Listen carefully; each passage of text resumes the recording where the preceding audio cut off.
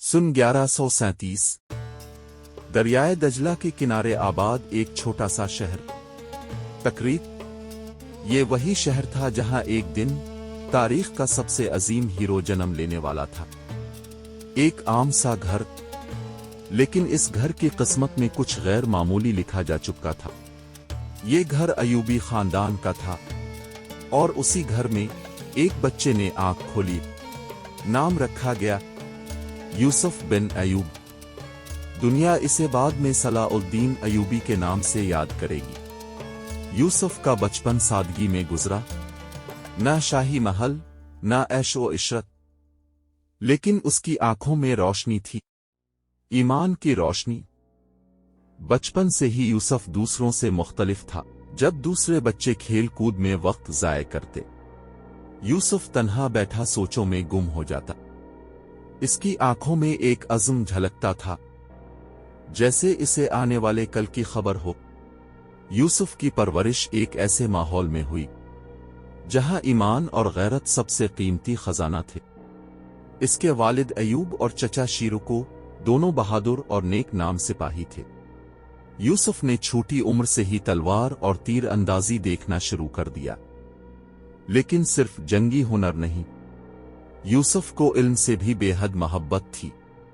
कुरान पाक, हदीस, फिक़ा और तारीख सब कुछ पढ़ता, याद करता। किताब उसकी साथी थी और मस्जिद इसका स्कूल। यूसुफ को बचपन से ही अल्लाह पर भरोसा सिखाया गया। जब मुश्किल वक्त आता तो वो फौरन दुआ करता, जब खुशी मिलती तो शुक्र बजा लाता। वक्त गुजरता गया, यूसुफ की उम्र के साथ साथ इसका हौसला भी बढ़ता गया। इसका कद लंबा, आंखों में संजीदगी और बातों में वकार आ गया। लोग कहने लगे, ये बच्चा आम नहीं है, इसके अंदर कुछ खास है, ये आने वाले वक्त का बड़ा इंसान बनेगा।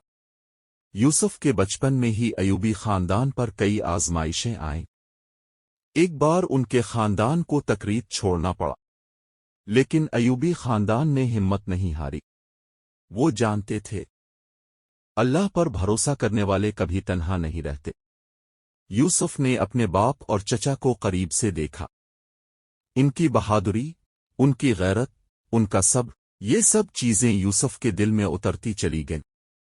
बचपन का ये ही यूसुफ कल को वो सुल्तान सलाउद्दीन अयूबी बनने वाला था। वो हीरो जिसने उम्मत को मुत्तहिद किया, वो सिपाही जिसने सलीबियों की नींदें हराम कर दें, वो फातेह जिसने बैत अल मक़दस को आज़ाद कराया।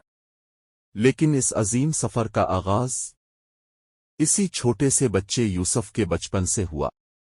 वक्त गुजरा, यूसुफ बिन अयूब जवान हो रहा था। अब वो बच्चा नहीं रहा था। आंखों में एतमाद और दिल में ईमान की रोशनी बढ़ गई थी। यूसुफ के वालिद और चचा शाम की सरजमीन में नूरुद्दीन जंगी के साथ जा मिले। नूरुद्दीन जंगी वो अजीम हुक्मरान जो अदल और बहादुरी का निशान था। यूसुफ भी उनके साथ शाम आ गया। यही शाम यूसुफ के ख्वाबों को हकीकत में बदलने की सरजमीन बनने वाली थी। नूरुद्दीन जंगी ने यूसुफ की आंखों में कुछ खास देखा, संजीदगी, जहानत और वफादारी। इसीलिए यूसुफ को अपनी फौज और दरबार के करीब रखा। अब यूसुफ को सिर्फ किताबों का इल्म नहीं मिलता था, बल्कि जंगी हुनर भी सिखाया जाने लगा। तलवार चिल्लाना, तीर अंदाजी, गेवड़ सवारी, ये सब रोज का मामूल बन गया। यूसुफ ने मैदान जंग में पहली बार अपने चचा शीरुको के साथ कदम रखा। वो एक बहादुर सिपाही थे और यूसुफ के उस्ताद भी। जब जंग का नक्कारा बजता, शीरुको की ललकार और यूसुफ की खामोशी, दोनों में एक ही अज़्म झलकता। यूसुफ ने मैदान जंग में खून, पसीने और कुर्बानी के वो मनाजिर देखे जो एक आम इंसान को तोड़ देते हैं। लेकिन यूसुफ नहीं टूटा, वो और मजबूत हुआ। नूरुद्दीन जंगी की मजलिस में बैठकर यूसुफ ने हिकमत और सियासत के रमूज सीखे। वो जान गया कि सिर्फ तलवार काफी नहीं, عدل، ایمان اور حکمت بھی ضروری ہے۔ یوسف کی بہادری کی خبریں پھیلنے لگیں۔ سپاہی کہنے لگے، یہ نوجوان عام سپاہی نہیں ہے، اس کے اندر قائد بننے کی صلاحیت ہے۔ وقت گزر رہا تھا اور تاریخ اپنے عظیم ہیرو کی تیاری کر رہی تھی۔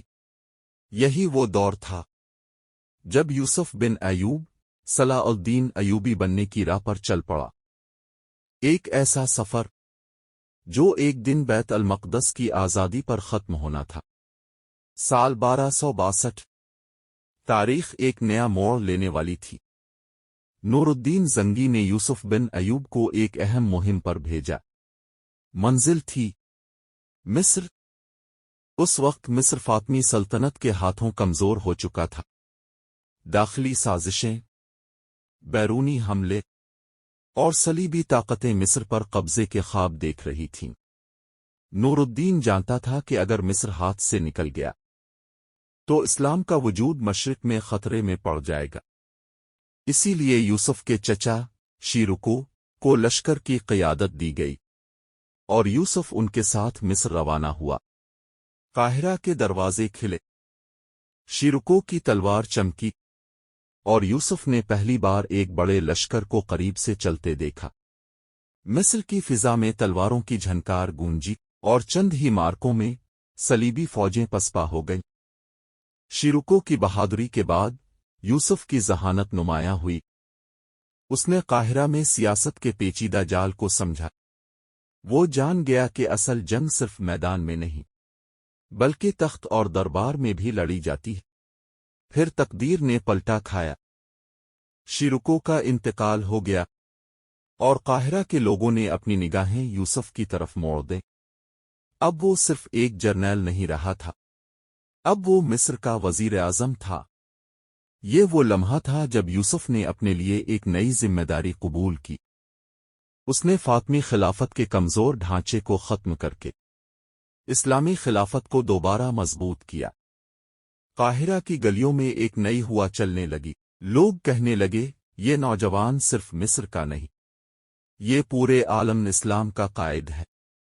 اب یوسف بن ایوب سلطان صلاح الدین ایوبی کے لقب کے ساتھ تاریخ کے افق پر ابھر رہا تھا، اور صلیبیوں کو خبر بھی نہ ہوئی کہ وہ طوفان جس سے وہ ڈرتے تھے اب قاہرہ میں اٹھ چکا ہے۔ قاہرہ سے شروع ہونے والا سفر اب پورے عالم اسلام میں گونجنے لگا تھا۔ سلطان صلاح الدین ایوبی، ایک ایسا نام جو صلیبیوں کے لیے خوف اور مسلمانوں کے لیے امید بن گیا۔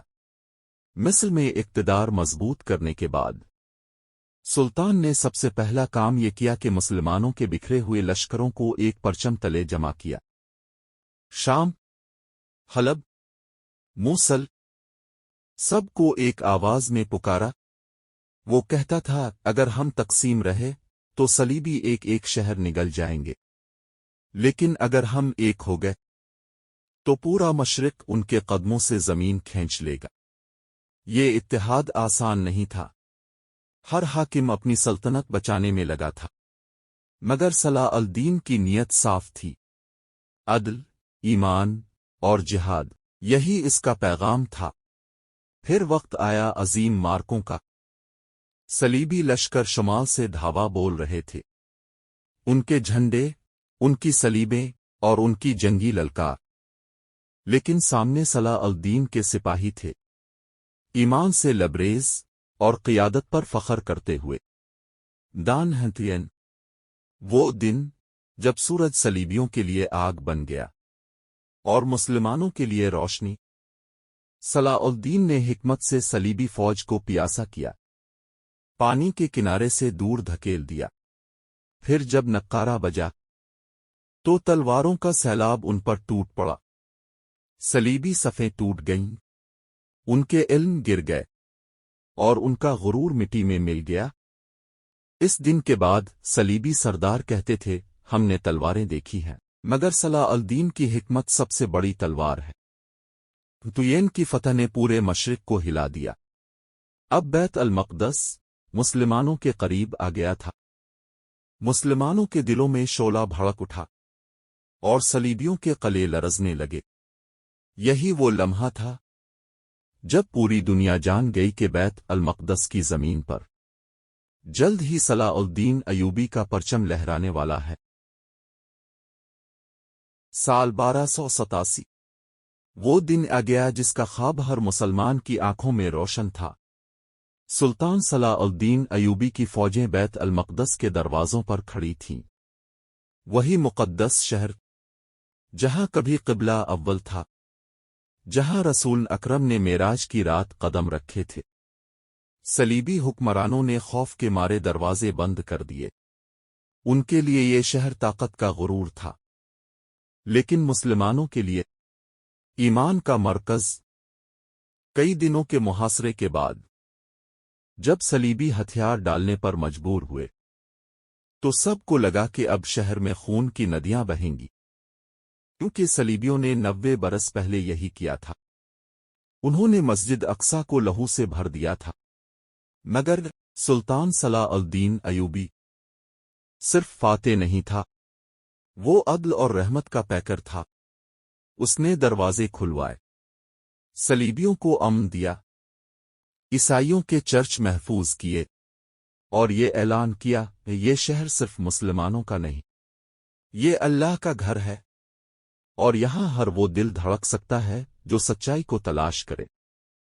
جب مسلمان فوجیں مسجد اقصی میں داخل ہوئیں تو اذان کی صدا گونجی۔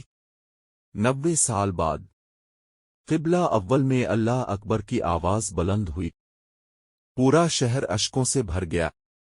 یہ وہ لمحہ تھا جب زمین اور آسمان دونوں نے دیکھا کہ ایمان کی طاقت تلوار سے بڑی ہے، اور دنیا نے مان لیا کہ سلطان صلاح الدین ایوبی صرف ایک فاتح بادشاہ نہیں، بلکہ تاریخ کا وہ درخشاں چراغ ہے جس نے دنیا کو دکھایا کہ اصل عظمت عفو و درگزر میں ہے۔ یہی صلاح الدین کا ورثہ ہے، یہی وہ نام ہے جو صدیوں بعد بھی زندہ ہے اور زندہ رہے گا جب تک بیت المقدس کی فضاؤں میں اذان گونجتی رہے گی۔